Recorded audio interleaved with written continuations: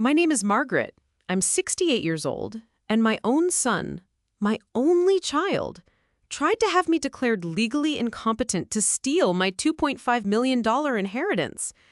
They thought they were trapping a confused old woman. They didn't realize they were walking into a trap I had set for them. Before I tell you how I turned the tables on their cruel scheme, I'd love to know where you're listening from. Please let me know in the comments what country or state you're in and what time it is there. It's always so fascinating to see how a single story can connect us all, no matter where we are in the world. The silence in my house had become a character of its own since my husband, Harry, passed away 3 years ago. It wasn't a peaceful silence. It was a heavy, hollow thing that echoed in the spaces he used to fill. I'd find myself talking to it sometimes, or rather, talking to him. This particular Tuesday, I was in the office we once shared, looking out of the rose garden he'd planted for our 25th anniversary. The late afternoon sun cast long shadows across the lawn, making the world outside look sleepy and slow. I was tracing the frame of our wedding photo, the one where Harry's smile was so wide it crinkled the corners of his eyes, when the phone rang. Its shrill cry was an intrusion, a tear in the fabric of my quiet afternoon. I saw the caller ID. David. My son. A genuine smile touched my lips for the first time that day. David, honey, how are you? Mom? Hey, Mom. I'm good. We're good. His voice was off. I knew my son's voice better than my own, and this one was pitched a little too high, the words coming a little too fast. It was the same voice he used when he was a teenager and had to confess to putting a dent in my car. Is everything all right? You sound busy. I kept my tone light, not wanting to put him on the defensive. Yeah, no, everything's fine. Great, actually. Listen, the reason I'm calling, you know Emma's birthday party is this Saturday, right? Of course I do, David. I've had her gift wrapped for a week. I pictured my granddaughter's bright, curious eyes. At 9 years old, she was the single brightest light in my life, the reason the silence in the house didn't swallow me whole. Right, I know. It's just, Sarah and I were talking. A pause. I could hear faint, indistinct whispering in the background. It sounded like my daughter-in-law, Sarah, coaching him.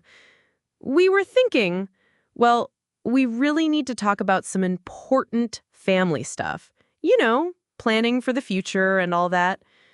An uneasy feeling, cold and sharp, pricked at the base of my neck. Family stuff? We can talk anytime, David. What's on your mind? No, it's better in person. Look, could you come to the party a little early on Saturday, say an hour before the other guests arrive, around 1 o'clock? It would give us a chance to sit down, just the three of us, and go over things. The request was strange. In the 3 years since Harry's funeral, family stuff usually meant me writing a check for a new transmission or covering a credit card bill they'd let spiral out of control. It never required a formal sit-down meeting. My late husband had always been the one to handle the finances, but after he was gone, I'd stepped in, maybe too generously. I wanted to make sure my son and his family were secure. I wanted to make sure Emma had everything she needed. An hour early? I repeated, stalling for time. I looked at Harry's picture again. He'd always been a shrewd judge of character. He'd loved David fiercely, but he wasn't blind to his son's weaknesses. He'd always been wary of Sarah's ambition, the way her eyes would catalog the value of every object in our home. Yeah, 1 o'clock, David pressed on, his voice strained. It's really important, Mom. It's about making sure everyone is taken care of. That phrase again, taken care of. It sounded less like a promise and more like a threat. But this was my son, my only child, the boy I raised, whose scraped knees I'd bandaged, whose heartbreaks I'd mended. I couldn't imagine he would ever intentionally harm me. The thought was a betrayal in itself. All right, David, I said, my voice softer than I felt. If it's that important to you, of course, I'll be there at 1. Great. That's great, Mom. Really.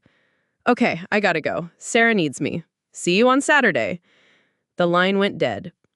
I stood there, holding the phone, the silence of the room rushing back in, heavier than before. I looked out at the roses, their petals catching the last rays of the dying sun. Something was wrong. Harry had always said to trust my instincts, the same instincts that had helped me run the administrative side of his successful construction business for 30 years. And right now, my instincts were screaming. I shook my head, trying to dismiss the feeling. Maybe I was being paranoid. Maybe they were finally getting serious about financial planning. Maybe they wanted to discuss setting up a proper college fund for Emma, something I'd been suggesting for years. I had to believe the best of my son. For my own sanity, I had to. But as I walked into the kitchen to make a cup of tea I didn't want, a cold knot of dread settled deep in my stomach, a premonition that this Saturday would change everything. Saturday arrived, dressed in a bright, cheerful autumn sky that felt like a mockery of my mood. I spent the morning wrapping a second larger gift for Emma, a state-of-the-art telescope. She'd been obsessed with the stars ever since a school field trip to the planetarium. As I taped the last corner of the wrapping paper, I felt a pang of guilt for my suspicions. I was probably making a mountain out of a molehill. I arrived at their house at 1 o'clock on the dot. Before I could even ring the bell, the door flew open and Sarah stood there, a smile stretched so wide across her face it looked painful. "Margaret, you're here! You look wonderful!" She pulled me into an embrace that was both stiff and cloying. It was more physical affection she'd shown me in the past year combined. "Hello, Sarah. You've gone to so much trouble. The decorations are lovely," I said, gesturing to the explosion of pink and purple balloons and streamers in the hallway. "Only the best for my little girl," she chirped. "David, your mother's here." David emerged from the living room, a strained smile plastered on his face. "Mom, glad you could make it." He took the large telescope box from me, his hands fumbling slightly. "Come on in. Have a seat. Can I get you something to drink? Iced tea? Wine?" "Iced tea would be lovely, thank you." They led me to the living room couch. The house was spotless, the air thick with the scent of a vanilla-scented candle. It all felt staged, like a set for a play. They sat opposite me, perched on the edge of their armchairs like they were in a job interview. "So," I began, deciding to face the issue head-on, "David mentioned you wanted to discuss some family matters." "We did, Margaret. We've been doing a lot of thinking lately about the future, about your health and well-being." My heart rate quickened. "My health is perfectly fine, Sarah." Of course," she said smoothly. "But you're not getting any younger, and that big house, it's a lot for one person to manage. The upkeep, the property taxes, the loneliness. We worry about you." There it was, the opening salvo. It was the same line of reasoning she'd used a few months ago, testing the waters. "David and I have been researching," she continued, her voice dripping with faux concern. "There are some wonderful assisted living communities not too far from here. Places with social activities, prepared meals, on-site medical staff. It would take so much pressure off of you, and off of us, knowing you're safe." I stared at her, my mind racing. I could see David shifting uncomfortably beside her. He wouldn't meet my eyes. He was staring at a spot on the carpet as if it held the secrets to the universe. "You want me to sell my home?" I asked, my voice dangerously quiet. The home Harry and I had built, the home where I had raised my son, the home filled with every memory I held dear. "We just think it's an option worth considering," Sarah said, her smile never wavering. "It would free up so much of your capital. It would simplify everything. We could help you manage the finances from the sale, make sure you're set for life." Before I could respond, the doorbell rang. The first guests had arrived. The important family discussion was conveniently cut short. For the next hour, I was forced to play the part of the happy, doting grandmother as the house filled with the chatter of children and the small talk of adults. But through it all, I watched them. I saw the quick, triumphant glance Sarah shot David when she thought I wasn't looking. I saw how David's shoulders, which had been tensed up to his ears, finally relaxed. They thought they had planted the seed. They thought their plan was working. The party was in full swing when Emma, her face flushed with excitement from playing tag in the yard, tugged on my sleeve. "Grandma, can you come see the fort I made in my room?" "Of course, sweetie." I followed her down the hallway, grateful for the escape. Her room was a wonderful mess of toys and books. She led me to a corner where she had draped a blanket over 2 chairs, creating a small, cozy tent. She crawled inside and patted the floor beside her. "Come in, Grandma. It's a secret fort." I got down on my hands and knees and squeezed inside. It was dark and smelled like lavender from her laundry. She had a flashlight, and she switched it on, her small face illuminated in the glow. The party sounds were muffled in here. For the first time all day, I felt like I could breathe. She was quiet for a moment, just looking at me with those serious, old soul eyes of hers. Then she leaned in close, her voice barely a whisper. "Grandma," her lower lip trembled. "I have to tell you something. A bad secret." I put my arm around her small shoulders. "You can tell me anything, Emma." Tears welled in her eyes and began to spill down her cheeks. She took a shaky breath. "It's about the papers from the bank." My blood ran cold. "I wasn't sleeping last night, and I heard Mommy and Daddy talking in the kitchen. They were quiet, but my door wasn't closed all the way. Mommy was saying you have too much money and that you're getting old." She choked on a sob. "And Daddy said he was worried, but Mommy said it was the only way.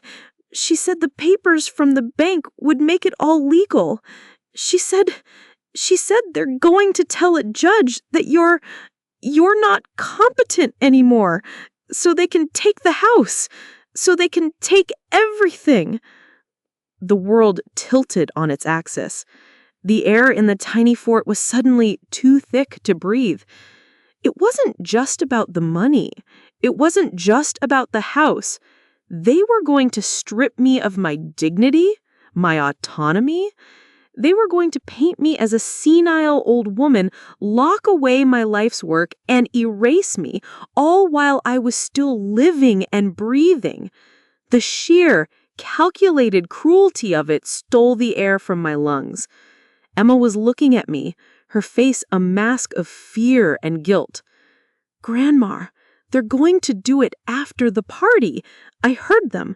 They're going to try and make you sign things. Please don't let them do it. Please."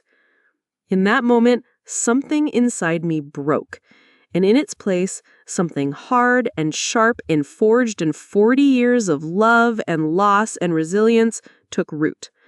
I pulled my granddaughter into a fierce hug, burying my face in her hair to hide the sudden, cold fury in my eyes.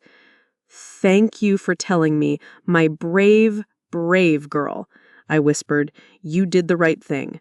Now listen to me. This is our secret now. You can't let them know you told me. Can you do that?" She nodded against my chest. "Don't you worry about a thing," I said, my voice steady as steel. "Grandma is going to handle this." Leaving that party was one of the hardest things I've ever had to do. I held Emma's hand as we walked back out of her room, my face arranged into a placid, grandmotherly smile that felt like a cheap mask. I gave David and told him I had a splitting headache and needed to go home and lie down. The look of panic that flashed across his face was almost comical. "Already? But Mom, the cake! We haven't even done the cake yet." Sarah glided over, her eyes narrowing with suspicion. "Margaret, are you all right? You look a bit pale." "Just a migraine coming on," I said, pressing my fingers to my temple for effect. "You know how they are. I'd better leave before it gets worse. Don't let me spoil the fun. Give Emma a big hug for me." I didn't wait for their arguments. I gave Emma one last tight squeeze, whispering "I love you" in her ear, and walked out the door. The drive home was a blur. The cheerful suburban houses, the laughing children on bicycles, the whole sun-drenched world seemed alien and distant. My own world had been reduced to the cold, hard reality of my son's betrayal. I unlocked my front door and stepped into the silence. But this time, it wasn't empty. It was filled with a purpose. I walked straight past the kitchen, past the living room, and into Harry's old office. This was my sanctuary, but it was also my war room. For an hour, I just sat in his leather chair, letting the full weight of it all crash down on me. I let myself feel the searing pain of it. My son, my David, the baby I had held in my arms, the little boy who used to bring me dandelions from the yard and call them flowers. How had that boy turned into this stranger, this man who was willing to conspire with his wife to strip his own mother of his life? Grief washed over me, so potent it felt like Harry had died all over again. I buried my face in my hands and I wept. I cried for my lost son, for my broken family, for the trust that had been shattered into a million irreparable pieces.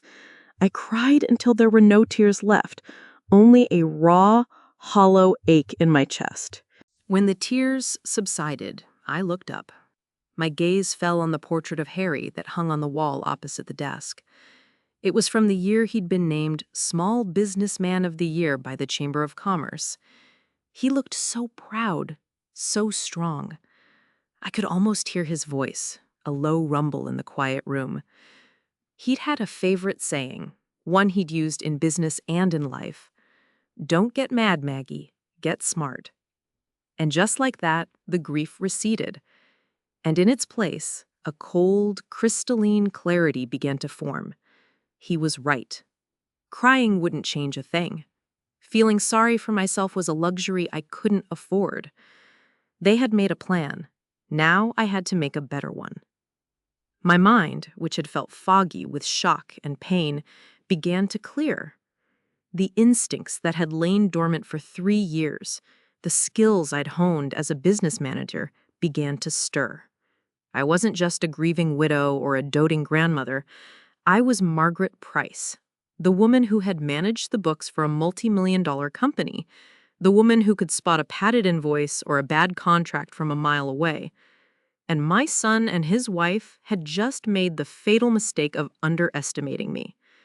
They thought I was a soft-hearted, slightly dotty old woman living in the past. They were about to find out how wrong they were. I stood up and walked over to the built-in bookshelf. Behind a row of leather-bound classics, I pressed a nearly invisible button. A section of the shelving clicked open, revealing a small wall safe. I spun the combination dial, the numbers familiar under my fingertips. Harry's birthday. Inside were our most important documents: wills, trusts, property deeds, investment portfolios. I pulled everything out and laid it across the wide mahogany desk. The battle plans. For the next several hours, I didn't think like a mother. I thought like a CEO preparing for a hostile takeover. I cataloged my assets. I reviewed every line of my will, the one that left nearly everything to David. That would be the first thing to change. I felt a surge of adrenaline, a feeling I hadn't experienced in years. The hurt was still there, a hot coal in my gut, but it was now fueling a different kind of fire. They wanted a war. I would give them one. But I wouldn't fight it on their terms. I would fight it on mine. The long night of reckoning had begun. My first move had to be intelligence gathering. I needed to know exactly what I was up against. Vague whispers from a terrified 9-year-old weren't enough. I needed facts. I needed confirmation. My mind immediately went to Dorothy Henderson, my next-door neighbor for the last 20 years. Dorothy was a sweet woman, but she had a gift for knowing everything that happened on our street. She was retired, and her front window was her command center. I waited until Sunday morning, then baked a small loaf of my famous lemon poppy seed bread and walked it over. As expected, she was thrilled to see me. We sat in her sun-drenched kitchen, sipping coffee. "It was so lovely to see all the cars at David and Sarah's yesterday," she said after we'd exchanged the usual pleasantries. "Emma is just growing up too fast." "She certainly is," I agreed. "They keep me on my toes." I took a careful sip of coffee. "Speaking of which, I've been meaning to ask you a favor. Harry used to handle all our banking with First National, and I'm a bit lost. You bank there, don't you?" "Oh, for ages," she said. "A lovely bank." "I was thinking of stopping by this week casually. David and Sarah were there just the other day, weren't they? I thought I saw their car in the parking lot when I was driving past." Dorothy's eyes lit up. This was her moment. "Oh, yes, Tuesday morning. I saw them coming out myself. They looked so serious, Margaret, clutching a big stack of papers. I said hello, but they seemed so preoccupied. Sarah just gave me a tight little smile, and they hurried off." Bingo. Step 1 was complete. They had been to the bank. It wasn't just a thought in their heads. They had taken action. Now for step 2. I thanked Dorothy for the coffee and went back home. I sat down at my desk and pulled out my old Rolodex, a relic of another era that I could never bear to throw away. I flipped through the cards until I found the one I was looking for. James Maxwell, Executive VP, First National. James and Harry were more than business associates. They were friends. They played golf together every other Thursday for a decade. Since Harry's death, we exchanged Christmas cards, but that was about it. It was time to renew our acquaintance. I dialed his personal cell number, which Harry had insisted I keep. "Margaret Price," he answered, his voice booming with genuine warmth. "How have you been?" "I've been well, James, thank you. I hope I'm not disturbing your Sunday." "Not at all, not at all. What can I do for you?" This was the delicate part. I couldn't come right out and ask if my son was trying to have me declared incompetent. I had to use the skills Harry had taught me, the art of asking a question without really asking it. "Well, James, I'm at that age where one starts thinking about simplifying things," I began, letting a note of weary confusion enter my voice. "Harry always handled the complex side of our portfolio, and frankly, it's becoming a bit much for me. I was considering my options, perhaps getting some professional help with management." "A very wise decision, Margaret. We have many programs for that." "Yes, but I was thinking about more formal arrangements," I continued, choosing my words with care. "Things like power of attorney or, well, I've heard the term conservatorship thrown around. I imagine you deal with families navigating those situations quite often." There was a slight pause on the other end of the line. I could hear James, the banker, weighing client confidentiality against his friendship with my late husband. "It's funny you should mention that," he said finally, his voice now more measured. "We had a couple in here just last week, as a matter of fact. They were being very proactive on behalf of an elderly family member. It was quite impressive, really." My hand tightened on the receiver. "Impressive? How so?" "Well, they had done their homework," he explained. "They weren't just asking general questions, they came in with a list. They wanted to know the specific legal requirements for establishing a conservatorship in this state. They asked about the documentation needed to prove mental incompetence. They even asked about expedited court procedures for emergency situations. They knew all the terminology. Honestly, they knew more than some of the junior lawyers I've dealt with." I felt a wave of nausea, but I kept my voice steady. "My goodness, they sound very, very thorough. It's wonderful that they're taking such good care of their relative." "That's what I thought," James said. "They seemed very determined to protect their family members' assets and ensure proper care." I had my confirmation. Every word from Emma's tearful confession was true. This wasn't a whim. This was a premeditated, well-researched plot. "Well, thank you, James. You've given me a lot to think about," I said, my throat tight. "Anytime, Margaret, and for what it's worth, you sound as sharp as a tack. I can't imagine you'll need that kind of help for a long, long time. If only you knew, James. If only you knew. I hung up the phone. The net was woven. I had the facts. They had researched the method. They had acquired the paperwork. Now they just needed my signature. And I was going to make sure they thought they were about to get it. The next step in my plan was the most difficult. It required a level of acting I wasn't sure I possessed. I had to transform myself in their eyes from a capable, independent woman into the very person they were trying to paint me as, a confused, frail, and easily manipulated old woman. I had to become the bait. They called on Monday morning, just as I knew they would. It was David. "Mom, how are you feeling? Your headache all better?" The false concern in his voice was a physical irritant, like sand in my eye. I let out a long, weary sigh into the receiver before speaking. "Oh, David, a little better, I suppose. But I'm just so tired, and everything seems so fuzzy lately." "Fuzzy? What do you mean?" "I don't know, dear," I mumbled, making sure to slur my words just slightly. "It's hard to keep my thoughts straight. I went to make coffee this morning and forgot to put the pot underneath. What a mess." It was a complete lie, but it was the kind of detail that sounded authentic. There was a pause. I could practically hear the gears turning in his head. This was exactly what they wanted to hear. "Well, Mom, that's why Sarah and I are so worried. That's why we want to help. We have those papers we talked about. They would just let us handle things for you so you don't have to worry about making messes or forgetting bills." "Oh, I don't know, David," I whimpered. "It all seems so complicated." "It's not, Mom, I promise. We could go through it line by line if you want." No, I said, dropping the paper back on the stack as if it were too heavy. It's such a big decision. I trusted Harry with all of this. He was so good at it. I'm just not." "And that's why you have us," Sarah cooed, moving in for the kill. "We trust us, don't you, Margaret? We're family." I looked from her sharp, predatory face to my son's, which was a mask of conflict and guilt.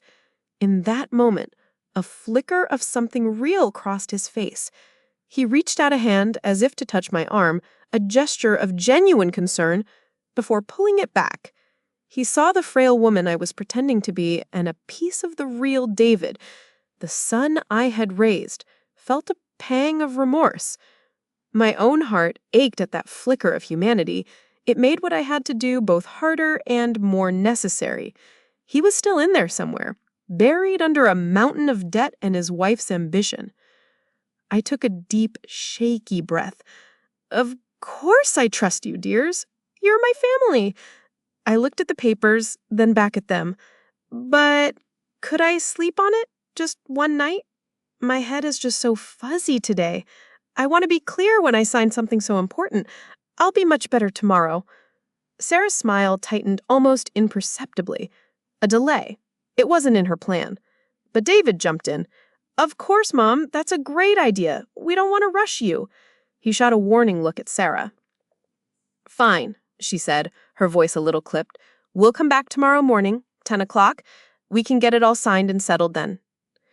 "Yes, dear," I said, giving them a grateful, watery smile. 10 o'clock would be perfect. They left, confident that their victory was merely delayed by a few hours. I closed the door behind them and leaned against it, my body trembling, not from weakness, but from the sheer, unadulterated rage that I had been holding back. The bait had been taken. The moment their car pulled out of my driveway, the frail, confused old woman vanished. I stood up straight, my eyes clear and hard. I walked over to the coffee table and looked down at the leather portfolio they had so helpfully left behind. I opened it. Inside, the documents were even worse than I had imagined. It wasn't just a simple power of attorney. It was a comprehensive, ironclad transfer of power. It gave them control over my finances, my medical decisions, and, most chillingly, the power to place me in a care facility of their choosing. They had left their loaded weapon on my coffee table. Now it was time for me to build my fortress. I went back to my office and picked up the phone. My first call was to James Maxwell. There was no more pretense, no more beating around the bush. James, it's Margaret Price again. I need your help. And I need it to be completely off the record, as a friend of Harry's. Margaret, you sound serious. What's happened? I told him everything. I told him about the party, the warning from my 9-year-old granddaughter, the visit I'd just had, and the contents of the document sitting on my table. I heard a sharp intake of breath on the other end of the line. When I finished, there was a long, heavy silence. "The audacious, greedy," he began, his voice a low growl of fury. "To do that to you, Margaret, after everything you and Harry... I am so sorry." "I don't need sympathy right now, James," I said, my voice firm. "I need a plan. They are coming back tomorrow morning at 10 o'clock to have me sign these papers." "You won't, of course." "Of course not," I replied. "But I'm not going to just refuse. I'm not going to have a screaming match. That's what they expect. No, I'm going to let them walk right into the trap they think they've set for me. And I want you here when they do it." There was another pause. "You want me to be a witness?" "I want more than that. I want you here in your official capacity as Executive Vice President of First National Bank. I want them to see you, and I want them to understand that their little scheme is over." "I'll be there," he said without a moment's hesitation. 9:30. "And, Margaret, I have a suggestion. We need more than just a financial witness. We need a legal one. I know a notary public, a woman named Catherine Webb. She's as sharp as a tack and has the integrity of a saint. She's notarized documents for the bank for years. If I explain the situation, I know she would be willing to be present. Her professional testimony, should it come to that, would be invaluable." It was a brilliant suggestion. It elevated my plan from a family confrontation to a legally documented event. "That's perfect, James. Can you arrange it? Ask her to be here at 9:45. Tell her it's a sensitive family financial matter. Consider it done. We won't let them get away with this, Margaret. For Harry's sake, we won't." I hung up the phone, a sense of grim satisfaction settling over me. The key pieces of my counteroffensive were now in place. A high-ranking banker and a reputable notary.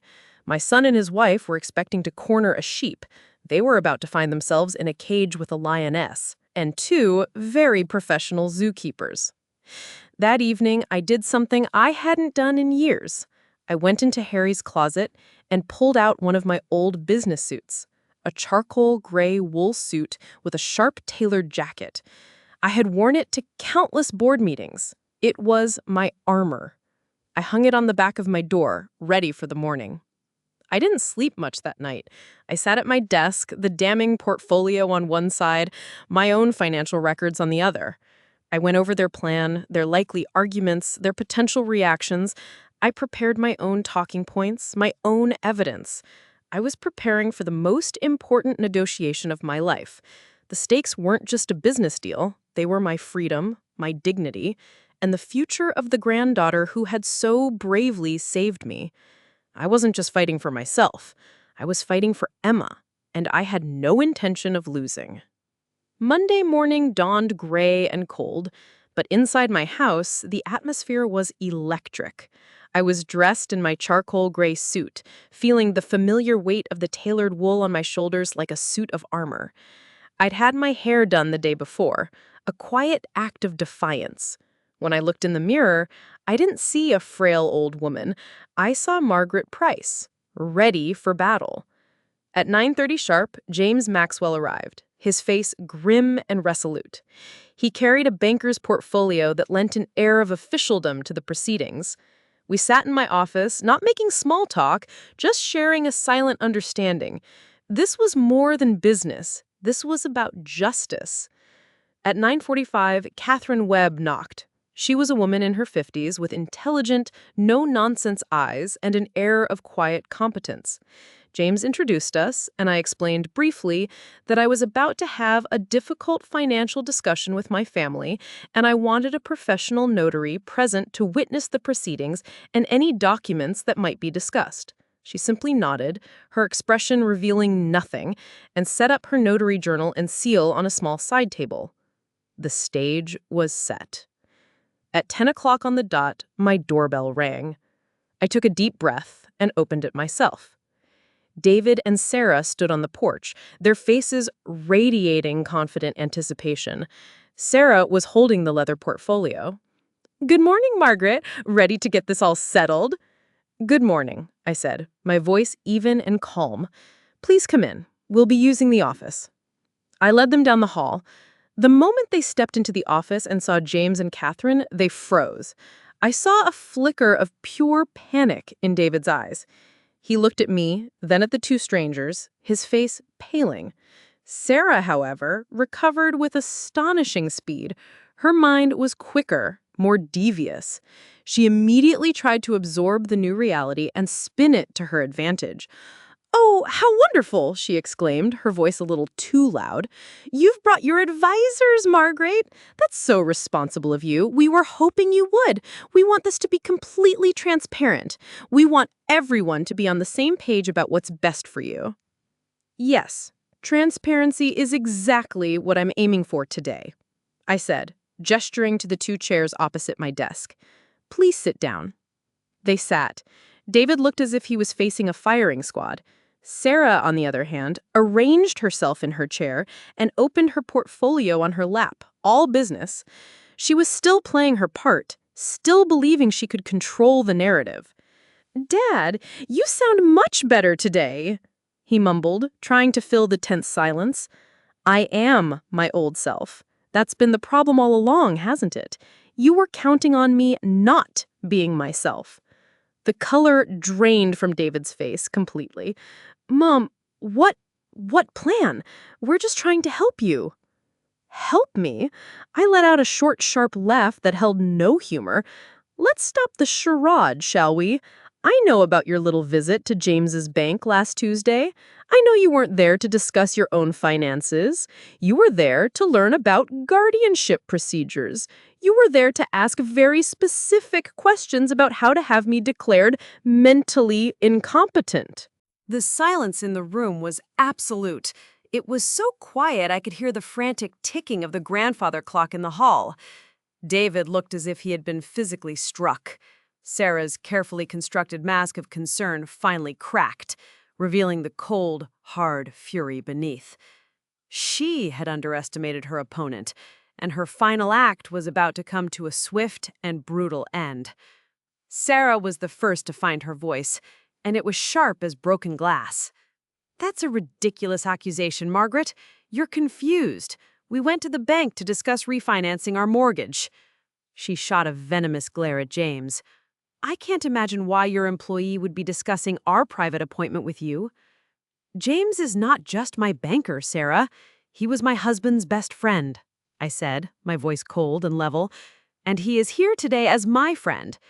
James, would you mind?" James cleared his throat, his expression all professional gravity. He looked directly at David and Sarah. "You did not ask me about a mortgage. You asked my colleague in the trust department very detailed questions about the legal framework for conservatorship. My colleague's notes, which I have reviewed, state that you specifically inquired about the burden of proof required to demonstrate diminished mental capacity and the process for an emergency hearing to freeze assets. Is that not correct?" David slumped in his chair as if his strings had been cut, but Sarah, cornered and furious, doubled down. "This is absurd. My mother-in-law is clearly having a paranoid episode. This is exactly the kind of behavior that has us so concerned." I ignored her and turned to Catherine Webb. "Mrs. Webb, you are a professional notary. In your experience, when a family is legitimately trying to help an elderly relative with their finances, does it typically involve researching how to have them legally stripped of all their rights?" Catherine looked at Sarah, her gaze steady and unimpressed. "Ma'am, I am here as an impartial witness. But I can tell you that the documents you have brought today, combined with the information Mr. Maxwell has provided, do not suggest a standard assistance plan. They suggest a hostile takeover. Hostile takeover. The words hung in the air, perfect and damning. You see, Sarah, I wasn't confused yesterday. I was performing.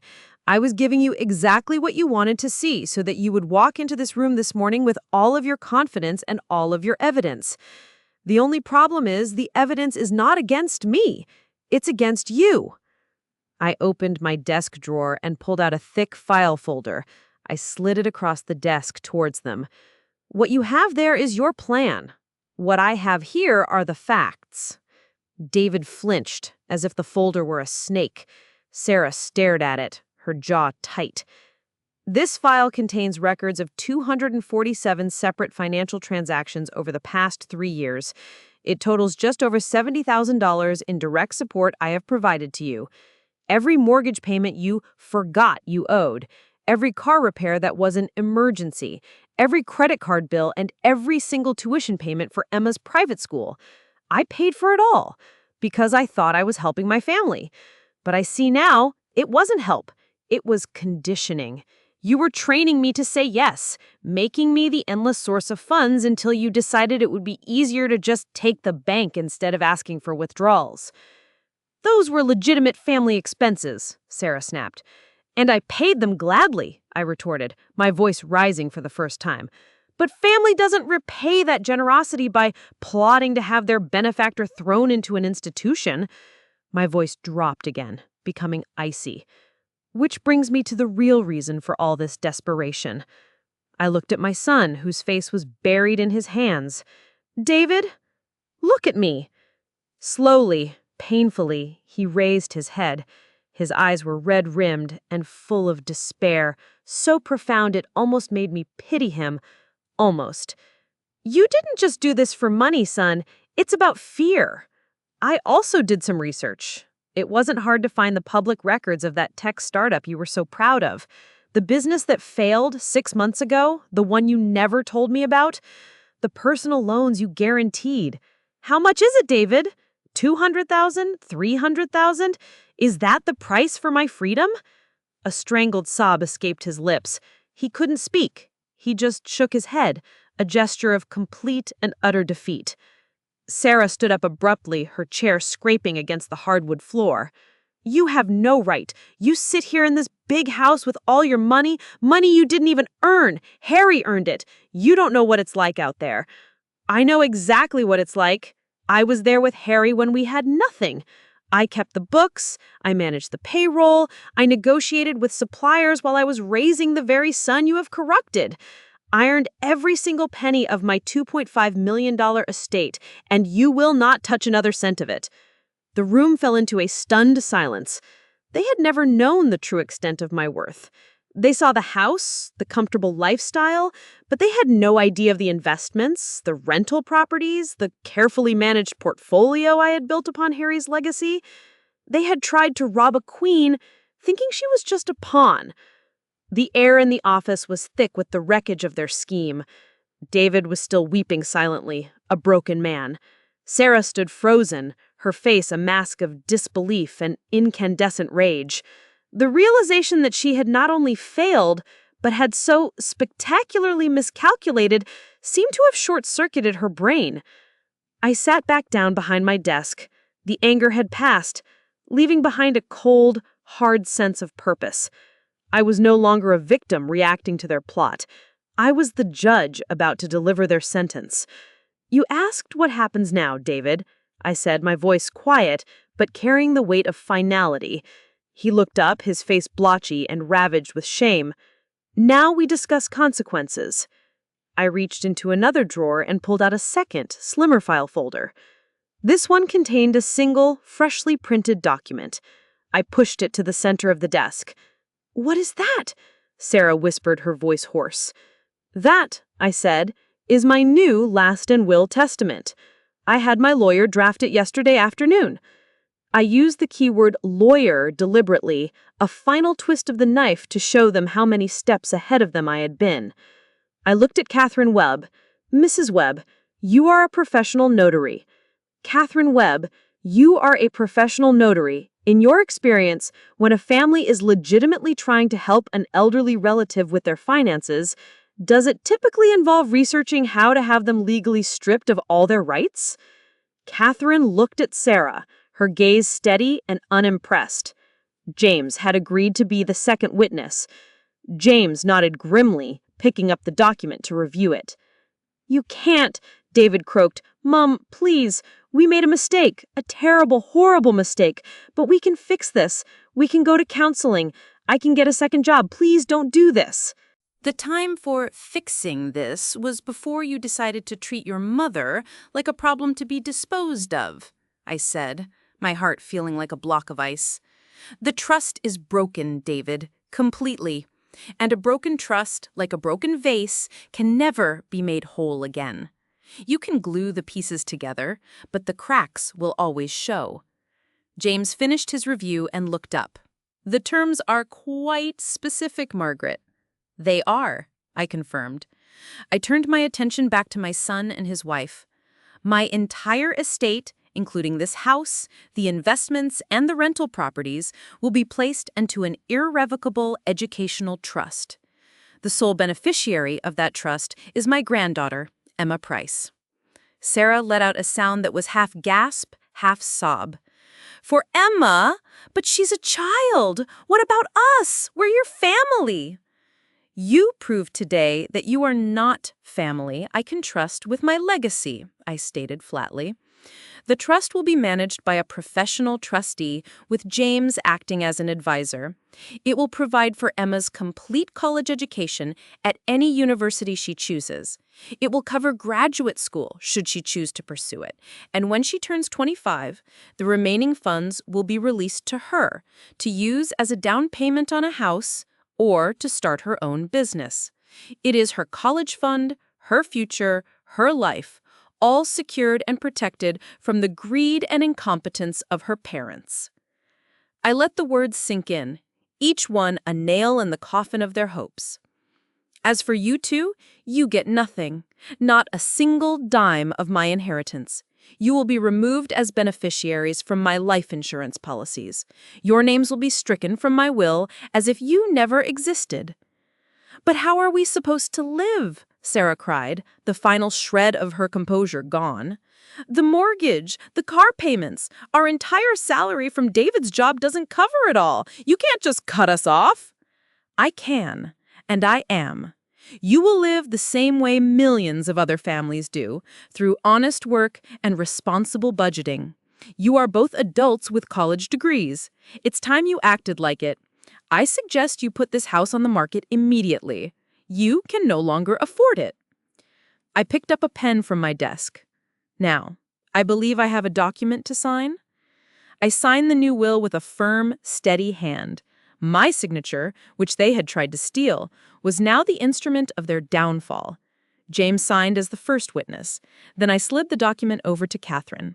This is highly irregular, she murmured, more to herself than to anyone else, as she began to fill out her notary journal. But she saw the look in my eyes, the resolve, and she understood. She pressed her official seal into the paper, the indentation making a soft, permanent thud. It was done. Legally binding, irreversible. Everything is in order, she announced, handing the notarized will back to me. I suggest you keep this in a secure location, Mrs. Price. My attorney will have a copy by this afternoon. The judgment had been delivered. After Catherine and James departed, leaving behind handshakes of support and promises of absolute discretion, an unbearable silence descended upon the office. It was the silence of a battlefield after the fighting is over, thick with the smell of smoke and defeat. David sat hunched over, his shoulders shaking with silent sobs. He looked utterly broken, a man who had gambled his soul and lost. Sarah was a statue of pure fury. Her face was pale, her lips a thin white line. She was no longer calculating survival strategies. She was simply marinating in the acid of her own thwarted greed. I looked at them, my son and the woman he had chosen over his own mother, and I felt nothing. The anger had burned itself out. The pain had been cauterized. All that remained was a vast, cold emptiness where my love for them used to be. "Is there anything else you want to say?"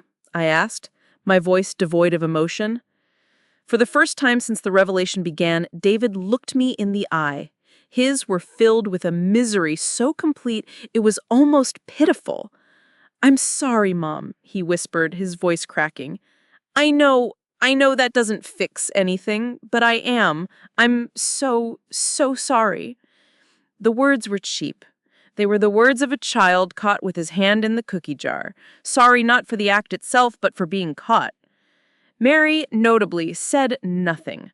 Her silence told me everything I needed to know about her priorities and her lack of remorse. Actions will determine whether that apology has any meaning, David, but they will not change the consequences of today. I stood up. "I think it's time for you to leave." They rose like automatons. David couldn't seem to look at anything, his gaze fixed on the floor.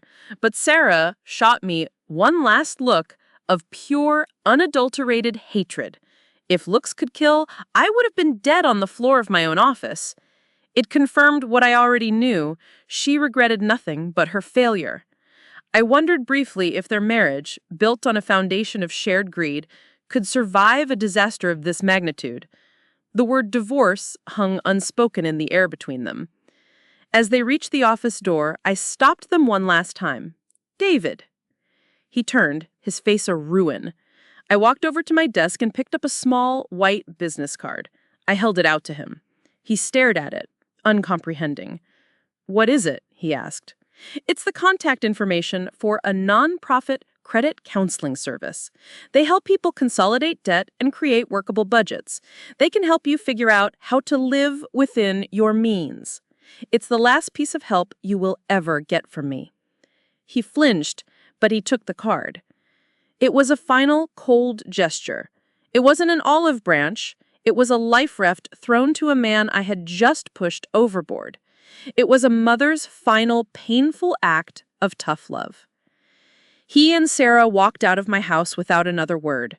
I watched from the window as they got into their expensive SUV, the one I had helped them buy. They didn't speak to each other. They just sat in a heavy, toxic silence before David finally started the engine and pulled away. I closed the door and leaned against it, the quiet of the house wrapping around me. But this time, it was different. It wasn't the hollow silence of grief. It was the clean, peaceful silence of a battle won, of a house cleansed.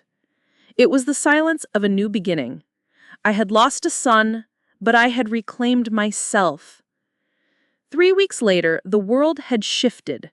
The oppressive weight of my family's deceit had been lifted, and in its place, life began to bloom again, as vibrant and determined as the roses in Harry's garden. I had sold one of the rental properties, freeing up a significant amount of cash. Not because I needed it, but because I wanted to. I wanted to feel the freedom of my own resources, to make decisions for my own pleasure. I booked a 2-week cruise to Alaska, something Harry and I had always talked about but never did. I donated a substantial sum to the local animal shelter in Emma's name. I felt lighter than I had in years.